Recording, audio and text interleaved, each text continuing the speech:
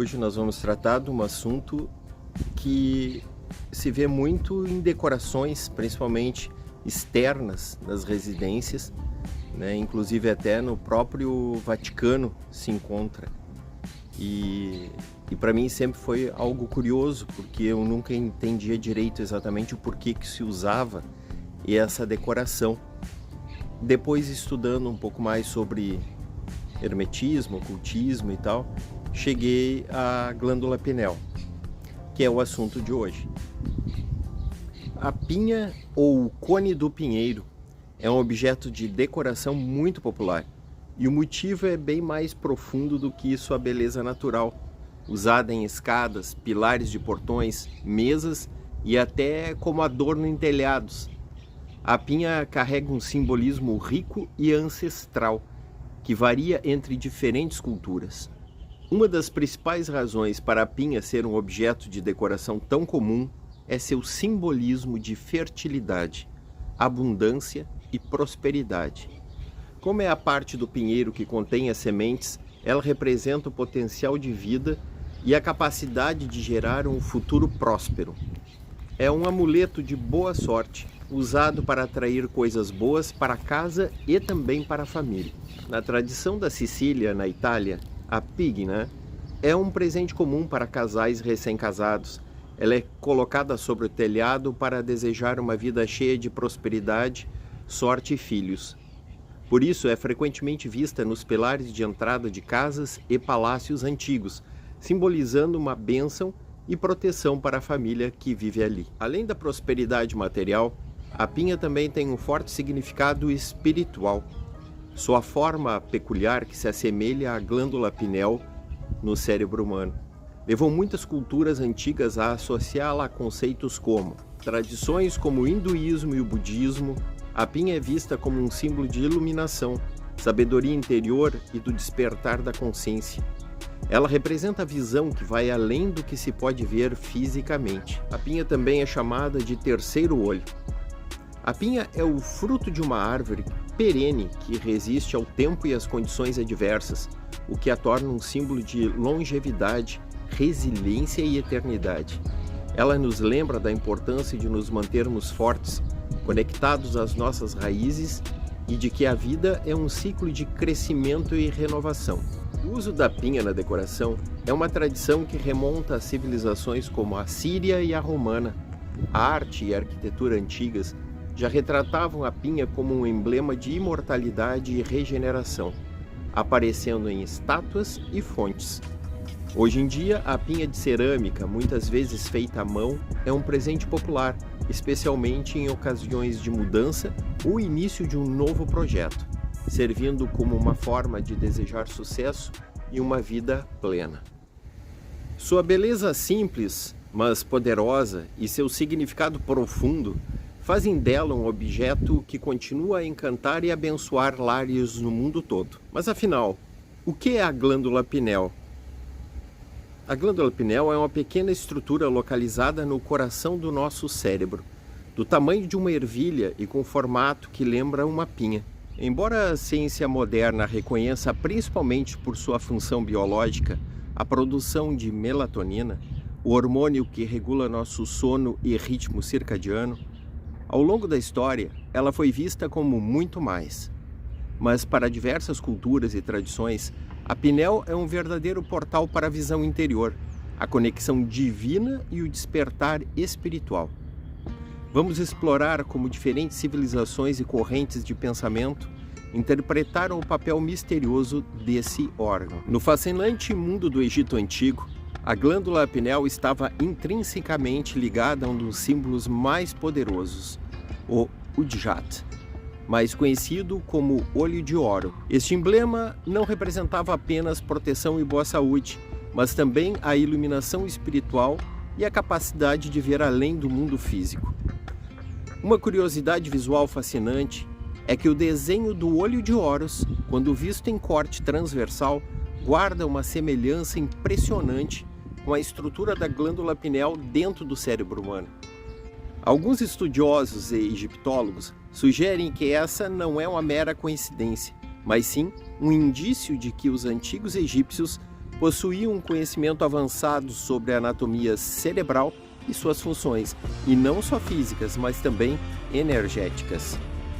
Há teorias que sugerem que os sacerdotes egípcios poderiam ter utilizado substâncias, cristais e minerais específicos em rituais para induzir estados alterados de percepção, buscando ativar essa visão interior. Nas tradições do hinduísmo e do tantra, a glândula pineal encontra seu correspondente energético no Ajna Chakra, o sexto chakra principal, popularmente conhecido como o terceiro olho.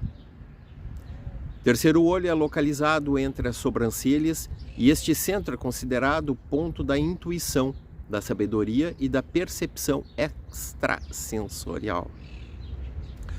Práticas milenares como a meditação profunda, o cântico de mantras, em especial o Om, que se acredita vibrar e ressoar nessa região, e as complexas posturas da Kundalini Yoga, são desenhadas para ativar e equilibrar o Ajna Chakra. Textos tântricos que descrevem essa área não apenas como um centro energético, mas como a morada de Shiva, um espaço sagrado onde a consciência individual pode se fundir com a consciência cósmica, levando a estados de união e transcendência. A glândula pineal também marcou presença no pensamento ocidental antigo e medieval. Herófilo, um influente médico da Grécia Antiga, já no século III a.C., especulava que a pineal regulava o fluxo do espírito vital no corpo. Séculos depois, no século XVII, o renomado filósofo e matemático René Descartes a celebrizou ao chamá-la de o assento da alma. Para Descartes, essa pequena glândula era o ponto de encontro único e primordial, onde a mente, o imaterial, e o corpo, o material, interagiam, controlando as paixões e sensações do ser humano. Para os alquimistas medievais, a pineal carregava um simbolismo ainda mais profundo. Eles a viam como a pedra filosofal interior, não no sentido de objeto físico, mas como a representação do processo de transmutação espiritual que levaria o indivíduo da matéria bruta, que é a ignorância, ao ouro puro, iluminação. Nas ricas tradições orientais, a glândula pineal também ocupa um lugar de destaque em seus sistemas de compreensão do corpo e da energia. Na medicina tradicional chinesa, ela é associada ao conceito de Shen, que representa o espírito, a consciência superior e as atividades mentais e emocionais. Um Shen vibrante é sinônimo de vitalidade e clareza mental. No taoísmo, o formato da pineal, semelhante a uma pinha, evocava o Yang, o princípio luminoso, ativo e espiritual. Ela era vista como um ponto de equilíbrio crucial entre as forças opostas do Yin e do Yang, atuando como uma ponte que conectava o indivíduo ao fluxo natural e harmônico do universo, chamado de Tao. A busca taoísta pela imortalidade e pela harmonia com a natureza envolvia práticas meditativas que visavam purificar e elevar o Shen, muitas vezes correlacionados à função da pineal. Com o ressurgimento do interesse em conhecimentos ocultos e espirituais a partir do século XIX, a glândula pineal ganhou nova proeminência. Madame Blavatsky, cofundadora da teosofia, descreveu a pineal como um órgão adormecido de percepção espiritual, uma espécie de sentido psíquico atrofiado pela materialidade da vida moderna. Mais tarde, o ocultista Aleister Crowley a via como uma antena sutil, capaz de sintonizar forças astrais e planos de existência superiores, acreditando que podia ser ativada por meio de rituais, meditações específicas ou até mesmo pelo uso de substâncias visionárias. Nos movimentos New Age do século XX e XXI, a pineal se solidificou como um centro vibracional capaz de sintonizar outras realidades e dimensões, permitindo experiências como a projeção astral, a intuição aguçada e a conexão com a sabedoria universal. Ao longo da história, diversas culturas desenvolveram métodos para, segundo suas crenças, estimular esse olho interior ou o terceiro olho. A aplicação de cristais como ametista ou lápis lazuli, na região da testa durante a meditação é uma prática comum, acreditando-se que suas vibrações energéticas interajam com a pineal.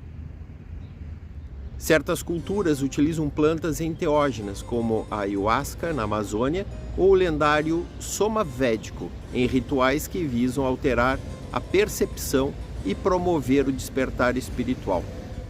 Dietas específicas, muitas vezes focadas na desintoxicação e purificação do corpo, também são defendidas para otimizar a função da pineal. Dada a função da pineal na produção da melatonina em resposta à luz, algumas práticas sugerem a exposição controlada aos ciclos de luz e escuridão. Esse simbolismo se ampliou para a possibilidade de a pineal ser literalmente uma ponte entre o mundo físico e o espiritual, enquanto a ciência moderna continua a desvendar os complexos mecanismos da pineal na regulação do sono e de outras funções hormonais.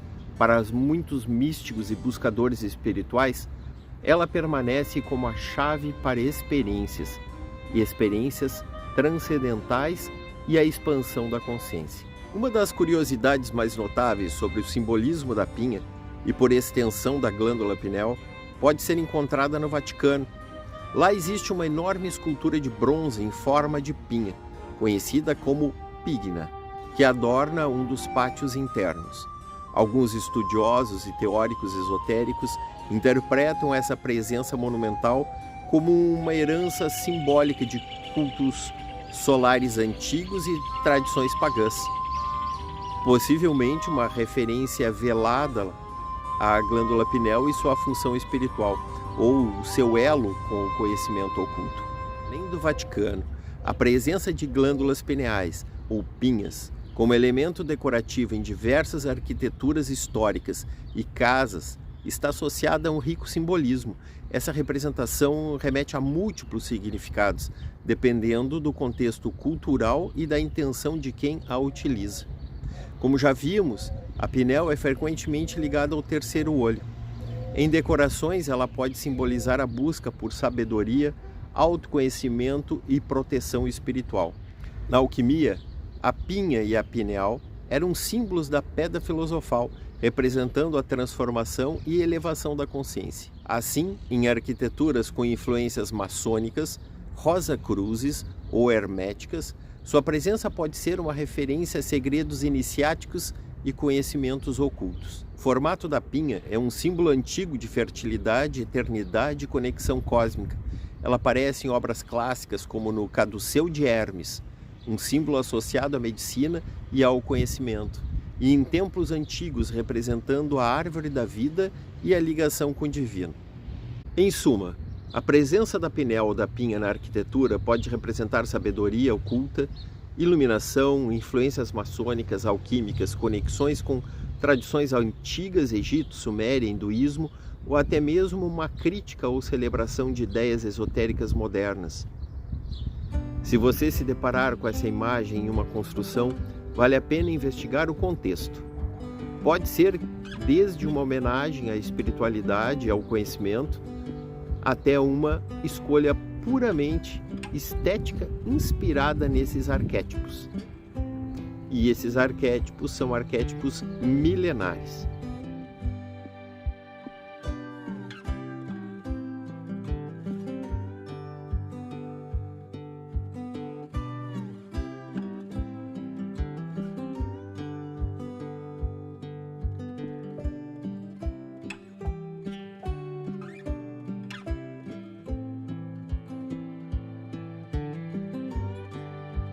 Conforme comentado, além da ayahuasca, existia o soma védico. O que é soma védico?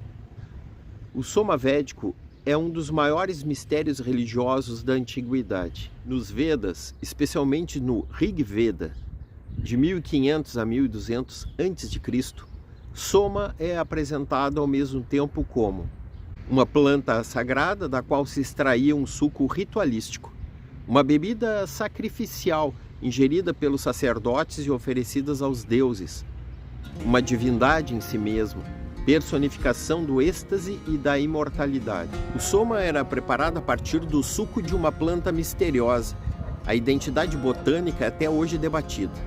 Esse suco era espremido, filtrado, misturado com leite ou água e oferecido no yajna, ritual de sacrifício. Quem bebia o soma, sacerdotes e reis iniciados, acreditava receber força, inspiração, clarividência e proximidade dos deuses. Poderia ter sido o soma. Os estudiosos ainda discutem entre as hipóteses. Amanita muscaria, que seria um cogumelo enteógeno usado em tradições xamânicas. Efedra, planta estimulante usada em regiões da Ásia Central. Ou cannabis, ou misturas psicoativas. Uma planta hoje desconhecida, talvez extinta ou de uso restrito. No plano espiritual, soma não é apenas uma bebida física, representa o elixir da iluminação interior, aquilo que abre a consciência para o sagrado. Simboliza o princípio lunar, diferente de Agni, o fogo solar. Nos textos védicos mais tardios e nos Upanishads, soma passa a ser entendido mais como um estado de consciência estática do que como uma substância material. Em resumo, o soma védico foi um ritual, uma substância e um deus, tudo ao mesmo tempo. Ele marca a ponte entre a religião, a natureza e o misticismo, sendo visto como a bebida que alimentava tanto os deuses quanto os homens no caminho da transcendência.